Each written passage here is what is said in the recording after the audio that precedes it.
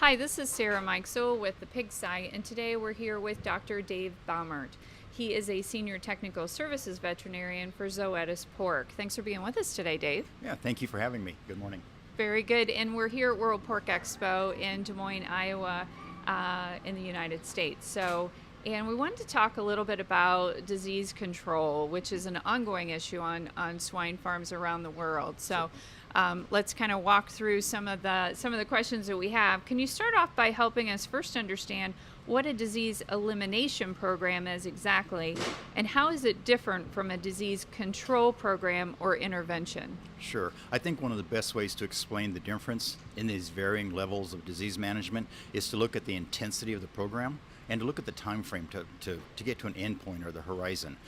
A disease intervention is simply just, we need to put out the fire today. We need to manage the disease that's going on right now. Usually a very simple program and again, targeted at what's happening right now today. A disease control program is a little more of an intensive program, and like the name implies, we're going to control the disease for a little bit longer time frame. In addition to managing the disease in today's pig population, with a good or an effective disease control program, we're also going to eliminate the effect of disease, the animal welfare implications, and the cost of disease for groups of pigs down the road. We won't eliminate the disease, but we'll certainly manage it. We'll manage the negative effects for groups of pigs down the road. And then finally, a disease elimination program certainly has a longer time frame. We're often talking months, potentially a year at a time, to truly eliminate a disease. Now, the advantage of a more intense program of a longer time frame is that if we truly eliminate an infectious disease, a bacterial or viral agent from a swine herd, then for all future groups of pigs coming out of that sow herd or the sow herd itself, we don't expect that particular strain of disease to ever be a problem again in the future. So truly a long-term horizon, but a long-term benefit also. Excellent. Are there some characteristics that disease elimination programs have in common? Yeah, I would say that most of our disease elimination programs have some component use of an antibacterial or anti-infective agent, particularly if the disease we're trying to eliminate is a bacterial agent. Often our disease elimination programs will use vaccines, whether we're dealing with a virus or a bacterial agent. We want to use vaccines to build a strong, robust immune system within the pig. We also will use variations or changes in pig flow, the movement of pigs within the herd, in order to protect our naive or negative pigs from becoming part of the disease problem. And then finally, time. Time is important in a disease elimination program because we need time for the herd to stabilize, for everyone to reach a uniform disease status. It's easier to manage the disease if everyone is at a uniform state as opposed to highs and lows scattered throughout the herd. And of course our vaccines need time to develop that strong immune response that we're looking for. So these are things that a lot of disease elimination programs have in common. What's just as important to remember is that there are some unique characteristics of different disease programs. So whether it's a bacterial or viral agent, what viral agent or bacterial agent we're dealing with, these all add unique characteristics to a successful elimination program. And then of course, the characteristics of the sow farm.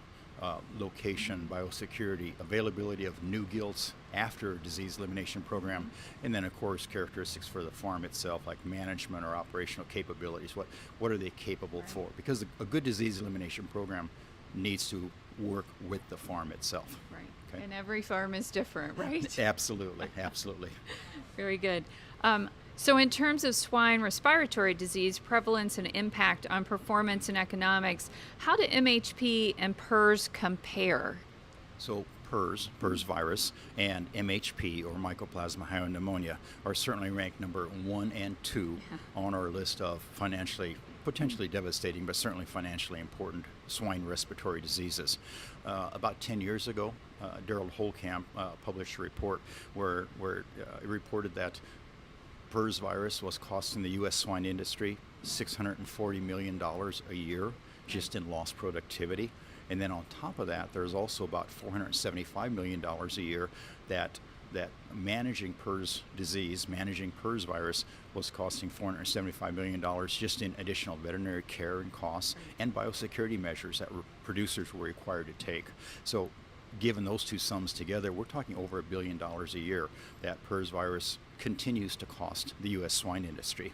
Now, Mycoplasma hyopneumoniae, or MHP, is, of course, is a bacterial infection, and it doesn't cause the extreme mortality, the extreme death loss that PRRS does, but it's still quite expensive.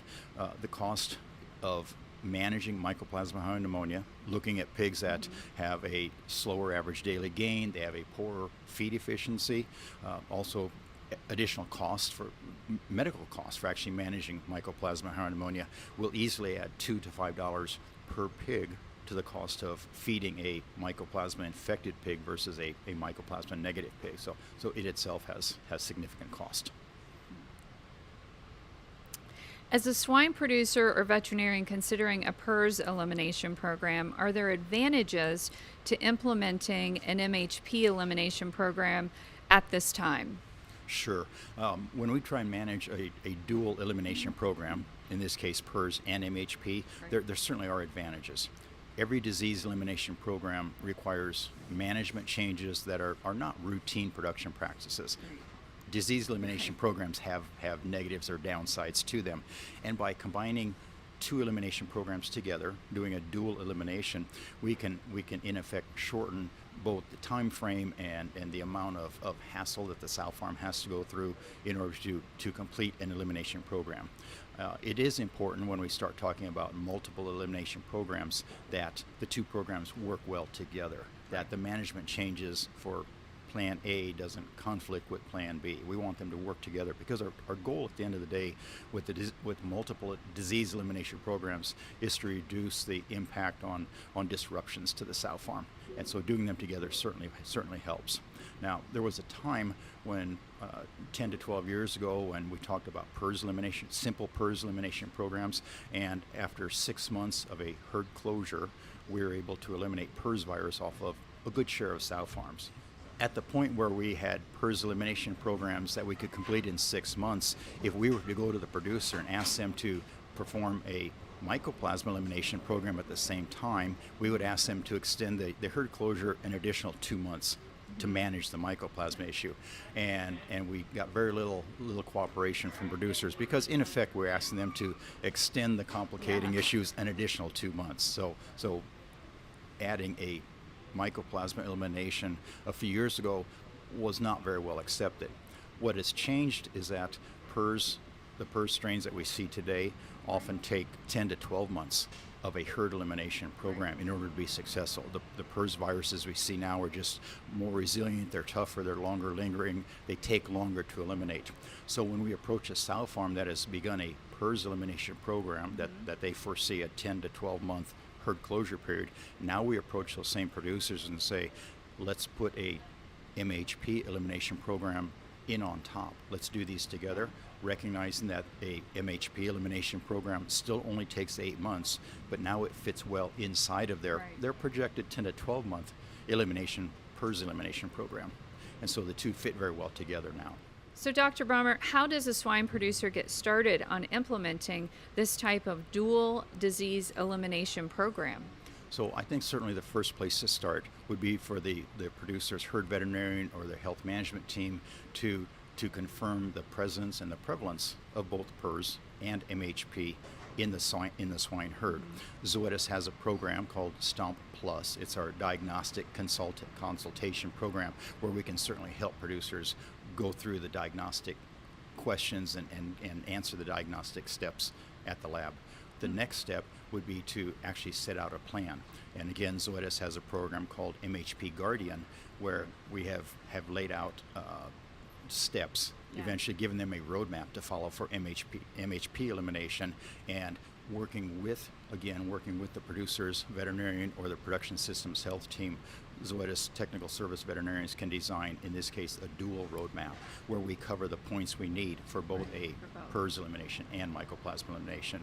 And then finally, the last thing, which really falls on the producer, is they need to understand their operation. So again, we can work the unique characteristics or time points of these roadmaps to actually work with their specific system. Excellent.